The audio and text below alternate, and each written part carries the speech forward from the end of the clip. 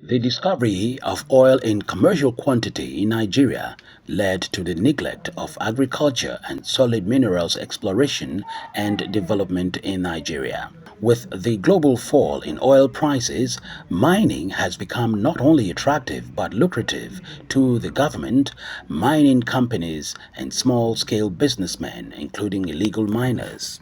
This is despite the fact that the rise in illegal mining activities is beginning to have dire consequences on human lives and the environment in host mining communities. In 2010 alone, about 400 children reportedly died as a result of illegal gold mining. The World Health Organization (WHO) had come out to warn that almost 850,000 people were at the risk of mercury poisoning in 12 states of the country, including the Federal Capital Territory (FCT). While some states are smiling to the banks with billions of naira from their large gold deposits, the Federal Capital Territory Administration (FCTA) continues to lose large chunk of its mineral resources to illegal miners. So, what is being done to tackle illegal mining activities in the FCT?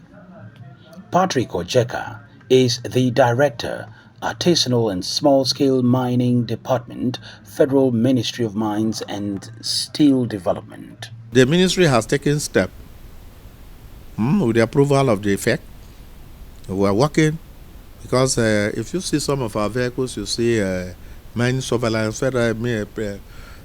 presidential mine surveillance committee that involves all the armed forces and the paramilitary and this ministry. So occasionally they go on sporadic check. They now arrest those who are doing one form of illegality or the other. All right. Then recently too, we have a strong tie with the customs because they are the ones that man the exits. So they should be able to identify minerals and then impound them. So level of awareness is increasing to other MDAs to be able to join force with the ministry to contend. Right here, we've gotten some installation here, monitoring of the mine phase using satellite images. That will go a long way, reducing human contact and exposure of the officers to the risk of being kidnapped and whatever not, as well as getting us the exact information from the field. While noting that the Nigeria Mineral Cadastral Office is responsible for approving and renewing mining licenses, Ojeka was not forthcoming on the number of mining companies that had been shut down in recent times due to non-renewal of their licensing fees.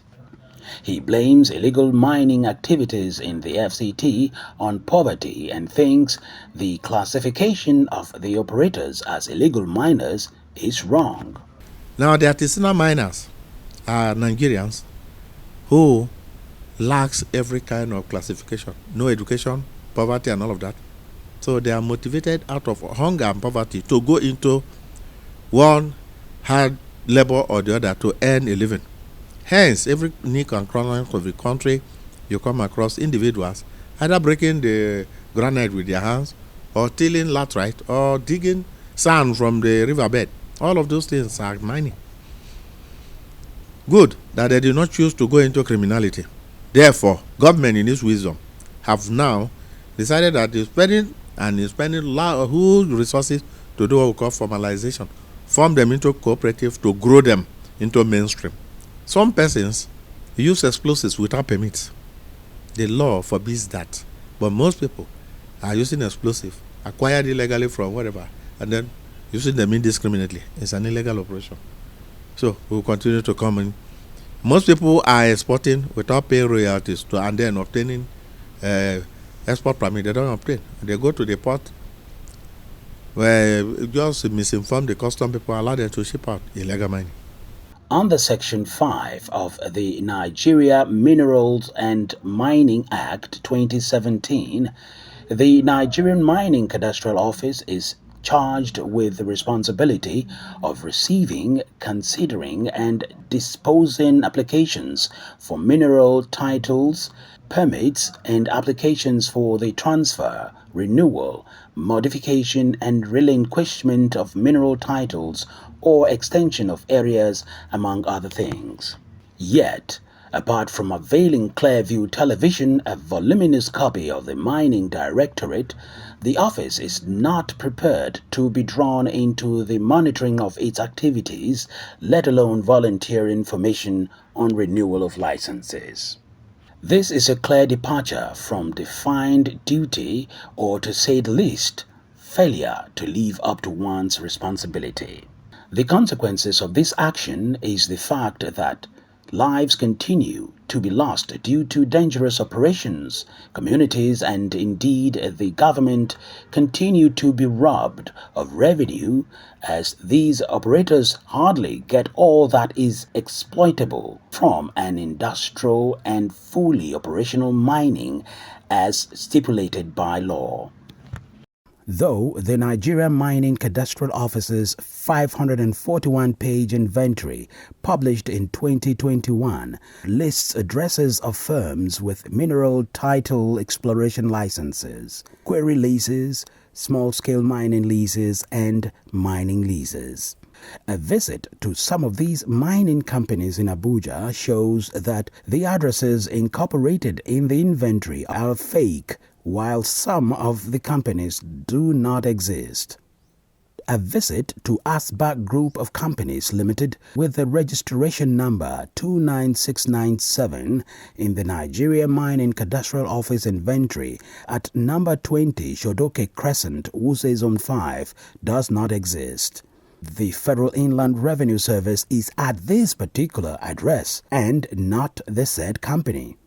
Also, a visit to number 6 Ghana Street, Maitama, Abuja, which carries the address of Granite and Marble Limited, shows that there is no company of such at that location. Meanwhile, the Nigeria Mining Cadastral Office inventory incorporated this company with the registered number 19231.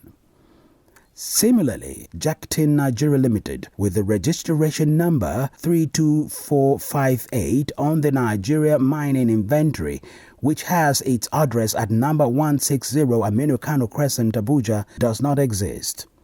It was also observed that SMJ Mutual Ventures Limited with the registration number 28537 in Nigeria Mining Inventory cannot be traced, as there is no specific address.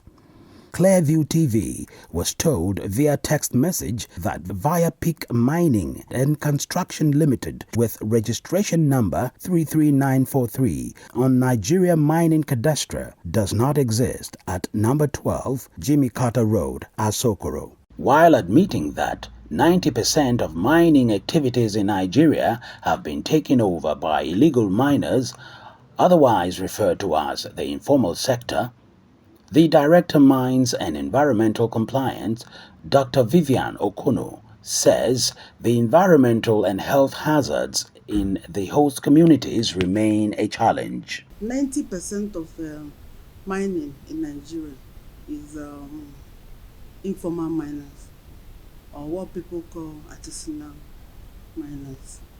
The ministry has done a lot to curtail their activities, because mining itself has come with a lot of environmental issues, land degradation, water pollution, and all that.